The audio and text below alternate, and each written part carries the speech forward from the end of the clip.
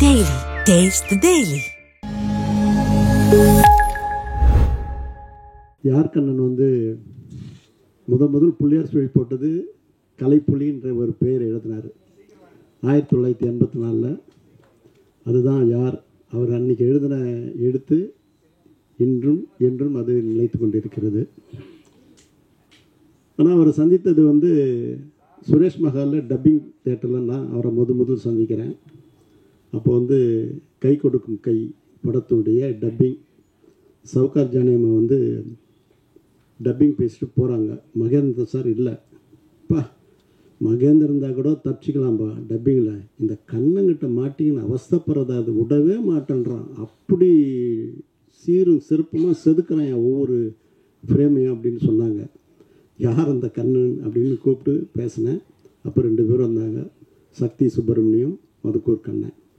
அப்போ நான் சொன்னேன், நீங்கள் எங்கள் ஆஃபீஸ் வாங்க, எங்களுக்கு ஒரு படம் பண்ணி கொடுங்கன்னு சொன்னேன். அதுதான் யார். அது நார்த் உஸ்மான் ரோட்டில் அலுவலகம் திறந்து அவர் புள்ளியார் சுழி போட்டு ஆரம்பித்த படம் தான் யார்.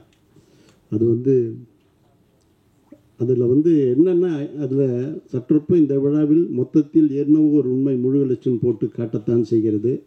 அந்த படத்தில் பணியாற்றிய என்னுடைய ஆத்மார்த்த நண்பர் ஸ்டில்ஸ் ரவி அவர்களும், பிஆர்ஓ பாரிவல்லல் அவர்களும், படத்தொகுப்பு செய்த லெலின் சார் அவர்களும் இந்த மேடையில் பார்க்கும்பொழுது உண்மையிலே சொல்லனா இன்பம் சூழ்ந்து இருக்கிறது. இப்போற்பட்ட சூழ்நிலையில் யார் படத்தினுடைய 100வது நாள் விழா சூப்பர் ஸ்டார் ரஜினி சார் வந்து அந்த விழாவை நடத்தி கொடுக்குறாரு.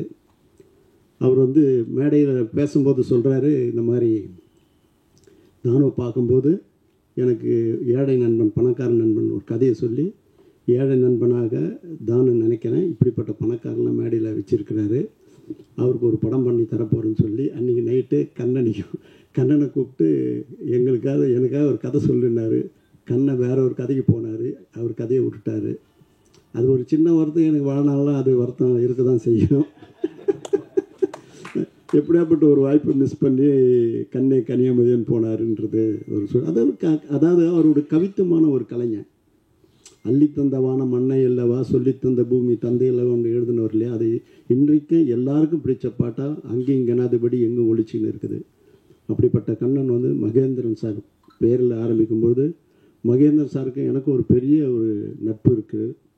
எனக்கு வந்து 91 தையல்கான் படத்துக்கு கதை கொடுத்தவர் எஸ்பி முத்துராம் சார் இயக்குனர். அப்போ அவரோடு பழகிய பழக்கம். அதனால் அவருடைய பையன் ஜான் மகேந்திரனுக்கு வந்து நான் சச்சின் படம் கொடுத்தேன். இப்போ திரும்பவும் 18ஆம் தேதி அது ஏப்ரல் மாதம் ரிலீஸ் ஆகும்போது இன்னொரு பிரளயத்தை அந்த படம் உருவாக்குன்னு நான் நம்புகிறேன். அந்த அளவுக்கு மிக சிறப்பாக பண்ணியிருக்காங்க. அப்படிப்பட்ட ஒரு பேரில் இந்த ஃபிலிம் அகாடமி துவங்கும்போது இங்கு படிக்கின்ற அத்தனை பேருக்கும் வி கிரியேஷன் நிறுவனம் வாய்ப்புகளை வழங்கி ஒரு கொடையாக இருக்கும் என்பதை அறுதியிட்டு உறுதி கூறுகிறேன். அதோடு மட்டும் இல்லாமல் இப்போ நம்ம தம்பி செல்லுமணி இருக்கிறாரு, அவர்கிட்ட ஒரு சின்ன வேண்டுகோள். எனக்கு உரிமை இருக்குது, அவர்கிட்ட நான் என்ன வேணாலும் பேசுவேன், எந்த நேரத்தினாலும் பேசுவேன். ஆனால் திரையுலகுக்கு கிடைத்த ஒரு பெரிய பொக்கிஷம் தம்பி செல்லுமணி.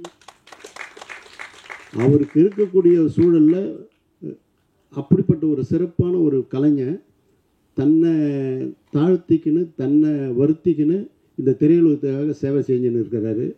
ஆகவே இப்போ நடக்கக்கூடிய தயாரிப்பாளர் சங்கத்தில் ஒரு பிரச்சனையை எனக்காக திரும்பவும் மறுபரிசீலனை பண்ணி எல்லாரையும் ஒரு சேர நீ என்றைக்குமே ஒரு தாயானவன் தந்தையானவன். ஆகவே உன்னுடைய பணித்த கண்களோடு நீ இதை வந்து திரும்பவும் அது ஏதாவது ஒரு இடத்துல ஒன்று சின்ன நெடல் இருந்தால் கூட அதை நம்ம பேசி தீர்த்துக்கலாம். எனக்கு ஒரு உத்தரவு நீ அவசியம் தரணும். அது திரையுலகம் எப்பவுமே பிரிந்து இருக்கக்கூடாது, சேர்ந்து இருக்கணும். அது உண்மையில் எந்தவித குறையும் இல்லை. அப்படிப்பட்ட சூழ்நிலைக்கு தள்ளப்படுகிறார்கள், அதையும் எனக்கு தெரியும். இருந்தாலும் பேசும்போது எல்லாமே சால்வ் ஆகுன்றது இந்த மேடையில் வேண்டுகோள் வைக்கிறேன்.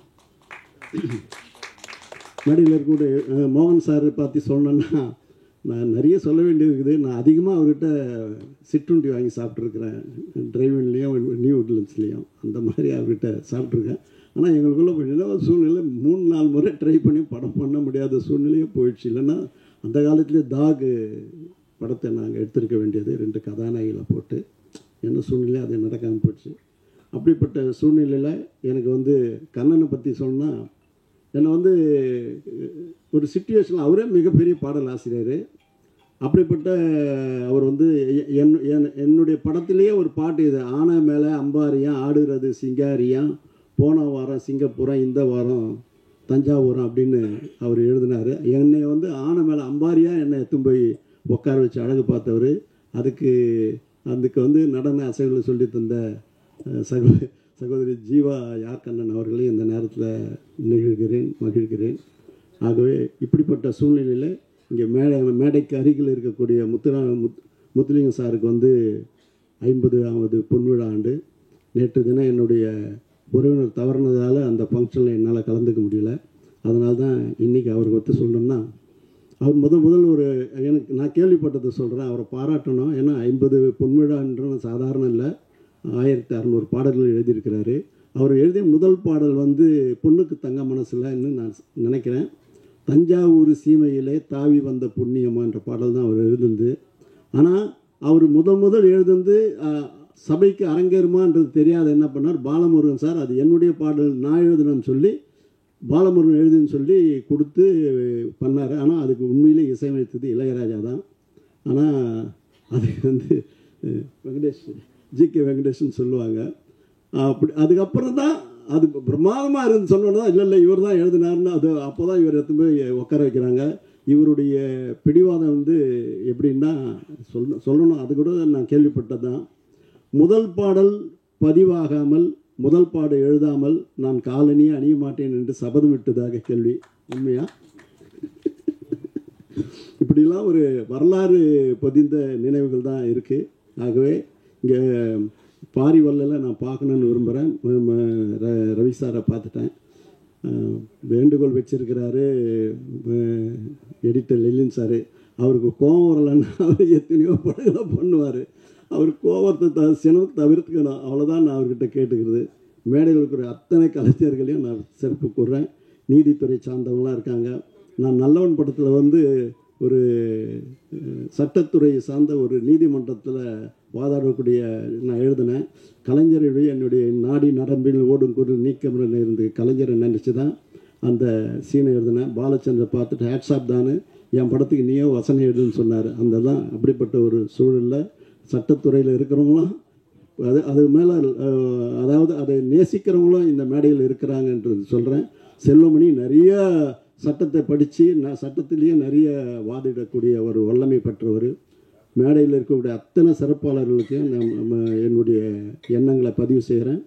இந்த அறிவாயுதமாக இந்த கலைக்கூடம் திகழும். அந்த திகழத்துக்கு நான் வந்து கொடையாக இருப்பேன் என்று சொல்லி வாய்ப்புக்கு நன்றி தெரிவித்து விடைகிறேன். நன்றி.